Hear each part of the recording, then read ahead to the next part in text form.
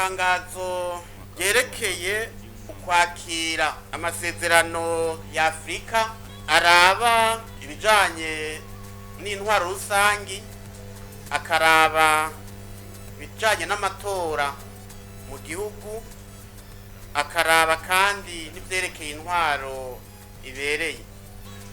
Ayo masezerano rero ya Afrika yashizwe kw'igikumu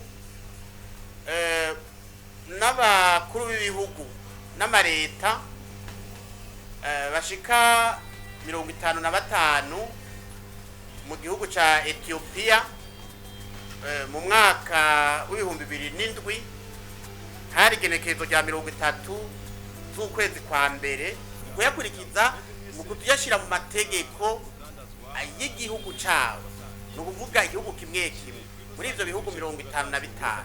Ayo masezerano rero yaciye aja mu ngiro mu mwaka w'ibihumbi 2012 itariki 15 mwaka wa 2012 niho aba masezerano yabaye ntabanduka ku bihugu byose bigize ubumwe bwa Afrika bwahuriye muri iyo some de pays africain yabereye ya Addis Abeba mu gihugu ca Ethiopia muri uwo mwaka ndababwiye wa 2007.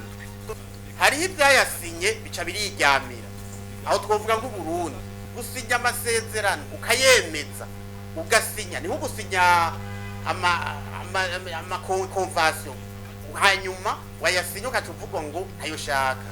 Urumva barayasinye ibihugu 46 byarayasinye biremeza ko bigiye kuyagendera. Muradi ko yemejwe n'ibihugu 55 ko ayo masezerano yobaho, mugabe ibihugu 40 nivyo byace bitangura procedure yuko yashira mu mabwirizwa yabo.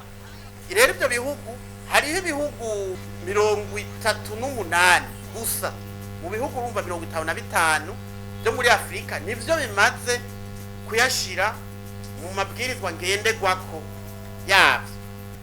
Mugaba ayo masezerano nkuko twabibabwiye, kuko rikome yayaciye hirya no hino n'amasezerano yo kubaka, nta na kimwe cyo gusambura kirimo. Ni kubera iki leta yacu na nyabuji keneye intwari ishimikiye ku iterambere nyakuri, ishimikiye ku kusabikanya ivyitunga ry'igihugu.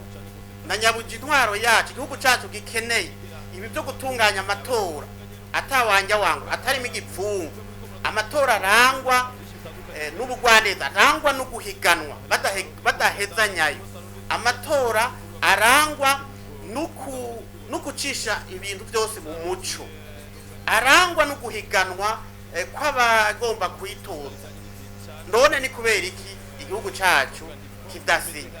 Mumenye neza yuko igihugu kidashoboye kwakira aya masezerano nk'amabwirizwa yaco, uvuga ico bitara ratification, nukuvuga ko ico gihugu gishobora kugira ibintu byose mu gifuri muri bijanye na demokrasi, bijanye n'intwari ibereye, bijanye n'amatora, bashobora kubikora mu gifuri atacamira, kuko nta gihugu na kimwe cyo muri Afrika gishobora kuza kwamira.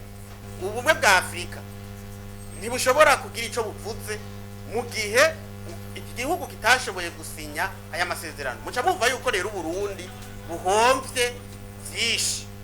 Ibaze kuva mu mwaka wa 2007 gushika ubu mu mwaka wa 2024 igihugu cyacu kaba kitarasinya, kaba kitarakira mu mabwirizwa yacu ibi bijanye n'aya masezerano meza, aya masezerano yo kubaka atarayo gusambura, aya masezerano yo gukomeza demokrasi, aya masezerano yo gushira habona amatora, yo gukorera ku mugaragaro.